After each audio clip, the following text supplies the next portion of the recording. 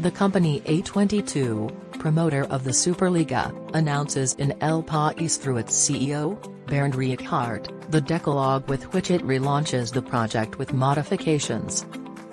The company A22, promoter of the Superliga, announced in El País through its CEO, Bernd Reichart, the principles on which the new project to create a European league outside UEFA is based, once it has been modified with respect to its original and founding idea.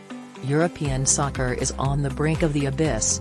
Enormous imbalances have emerged across our continent, and traditional European clubs, with a glorious past, are now unable to compete, the document begins. In a decalogue entitled 10 Principles for a European Soccer League, vital issues such as opening up the tournament, the Great Sword of Damocles in the previous launch, commitment and respect for national championships, improving the financial sustainability of participating clubs, and greater emphasis on caring for the competition and the players who play in it to make it more attractive to young audiences are considered. There are also sections for women's soccer, fans and solidarity between clubs and institutions, including the European Union. Last October we started an open process of dialogue on the future of European soccer. Since then we have spoken to almost 50 clubs and other stakeholders in the sector, and the conclusion shared by almost all of them is that the foundation on which European soccer is built is under serious threat. The time has come to make changes, says Reichart. The 4 key points of the decalogue are the following. Open competitions based on sporting merit.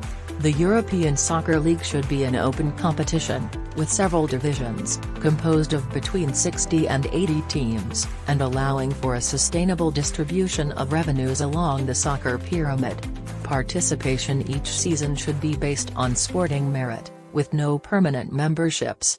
The qualification system should be open, based on performance in national competitions, thus allowing all clubs access to the competition while maintaining the competitive dynamic at the national level.